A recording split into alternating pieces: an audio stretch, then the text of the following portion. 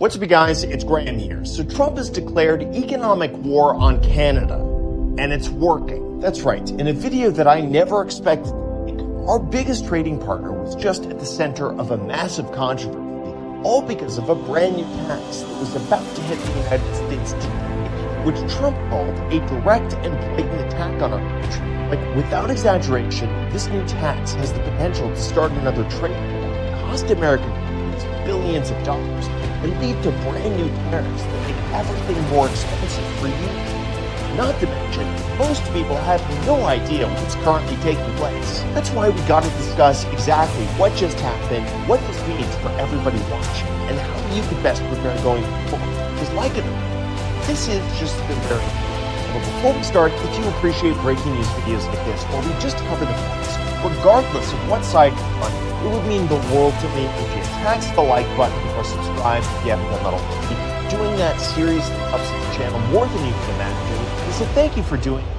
Here's a picture of a baby Canadian horse. So thanks so much, and also big thank you to Incognito for sponsoring this video. That's more important. Alright, so to bring you up to speed, let's discuss what all of this means.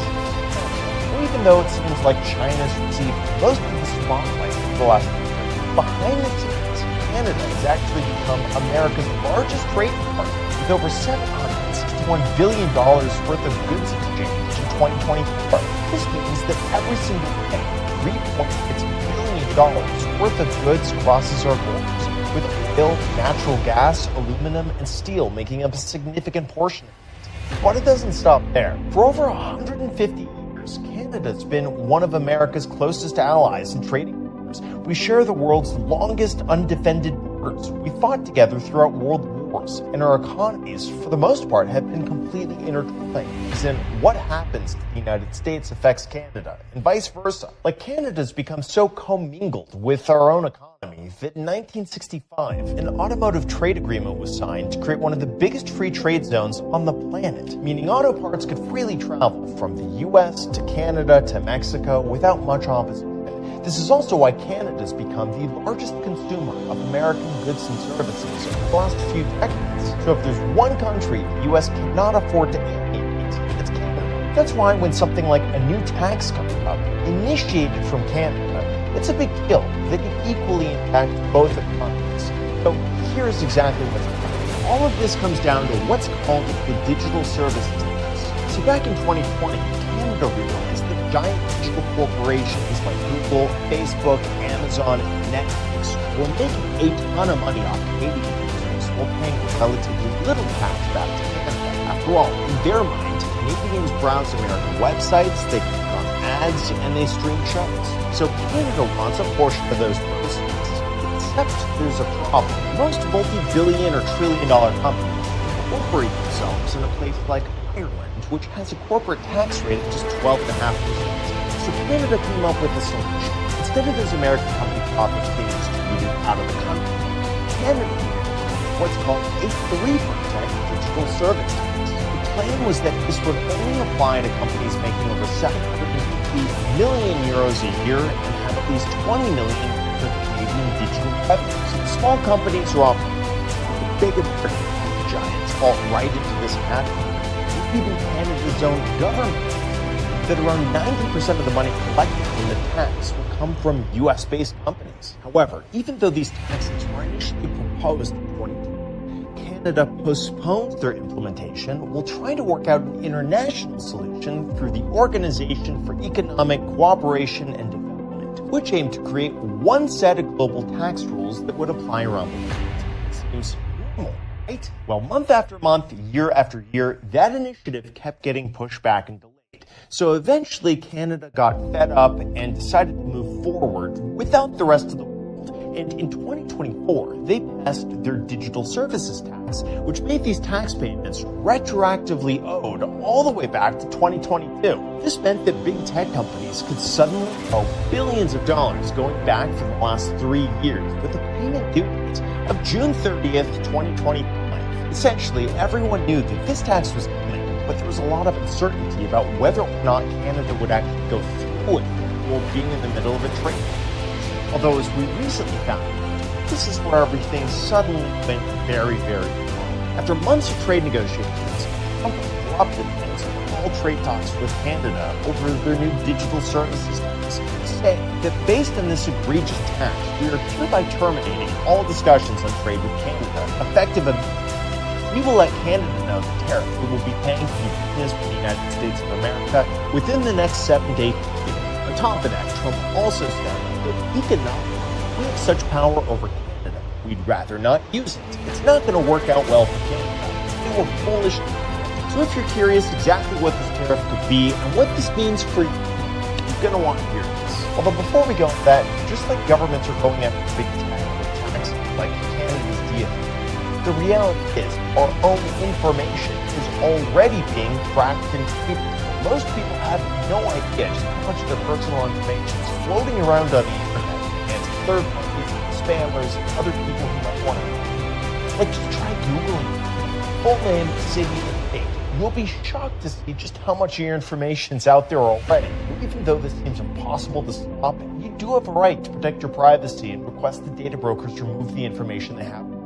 And even though this seems impossible to do yourself, our sponsor, Incognito, is there to help. They can do all the dirty work for you by reaching out to data brokers on your behalf, requesting your personal data be removed, and dealing with any objections that websites or data brokers might have. And since data brokers continue collecting your information even after they've removed it, Incognito makes sure your information stays off the market by conducting repeated removal requests. All you have to do is create an account, grant them the right to work for you, and then sit back while they keep you updated every step of the way. Even better, their unlimited plan now allows you to submit individual links for removals. Simply point them to where your information is being exposed, and then their privacy experts handle it.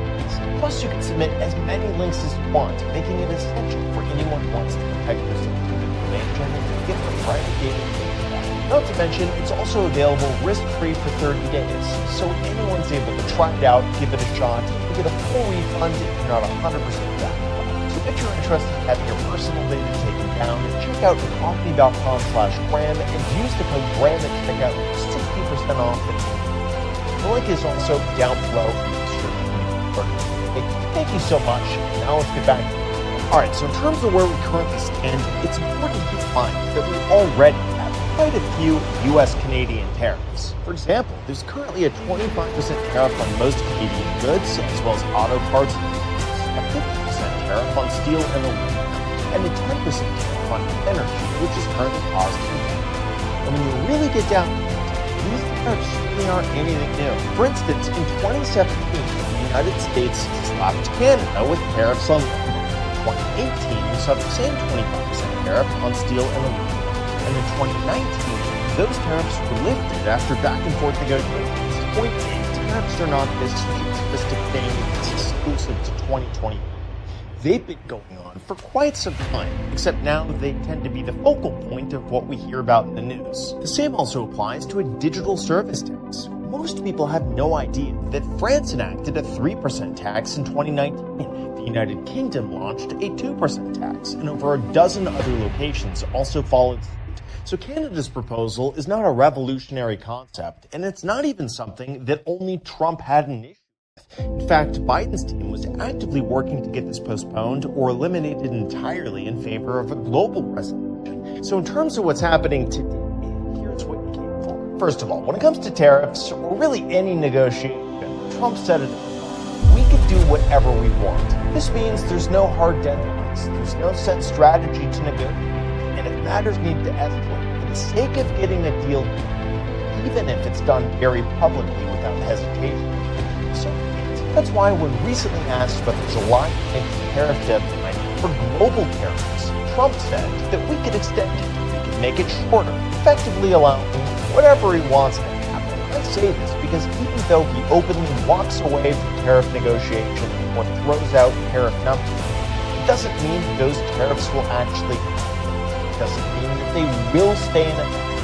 And it doesn't mean that they will even be enforced. Like by now it seems like the general consensus that he'll throw out tariff numbers, he'll use it as a negotiation, he'll pause and postpone if the deadline isn't reached, and then he'll work out a resolution. People think great. In fact, when it comes to investing, all of this feeds into what's called the talk of the town. I know this is not going to be taken too seriously, but some investors have of money following the act. Trump always chickens. And if that sounds confusing, it's investing in the philosophy. Trump tends to make intense threats against trading partners and then goes back on his position once confronted with an adverse reaction from within. Now, on the one hand, it's easy to underestimate the amount of harm that this negotiation style has done, not just to other countries, but also to the United States. Although, on the other hand, this is a textbook strategy from his book, The Art of the Deal, which starts with an extreme ask using leverage and urgency, while pressure is applied publicly without losing control of it. All of which is currently playing out in real time. Plus, if you invested based off this philosophy, you would have made a ton of money buying the dips throughout March and April. And whether or not this is Trump chickening out or really just negotiating the art of the deal is really up to you to decide either way. But the point still remains. Overall, the market does not believe that tariffs are going to have a long-standing impact. Even though the US dollar is down compared to other currencies, investors are still bullish. And it doesn't appear as though Trump would risk damaging the entire economy. But then again, I could be totally wrong. Now, in terms of my own thoughts, I've said this before a few months ago, but it's worth repeating because so far this has done nothing but come. Trump starts by threatening tariffs by a certain date, the market goes down, but eventually starts to recover. On the days tariffs go into effect, the market plunges, but 24 to 48 hours later, an agreement is reached that gives an extension or exclusion on past tariffs, the market goes back. And then the process repeats itself when tariffs go back into effect, until once again another agreement is reached. In this case, from Canada's perspective, they want tax benefits. Big tech is able to profit from Canadian users without paying a tax. But from the United States perspective, they see this as a direct tax on American companies, especially since most Canadian companies wouldn't fall under this category. But big picture, it's become clear that Trump walking out is purely a negotiation. And wouldn't you know it, the breaking news you've all been waiting for. That's right, just hours before the digital service tax was supposed to be going into effect, Canada completely rescinded it in anticipation of a mutually beneficial comprehensive trade arrangement with the United States. Or in other words, they're pausing it again after saying they weren't going to do that a few weeks ago. However, even though this is good news for the United States and partly why big tech is up today, it's important to mention that the digital service taxes are not off the table entirely, and are still subject to ongoing negotiations that are going to happen over the next few months. Not to mention, other countries throughout the European Union have still floated the idea of implementing their own taxes.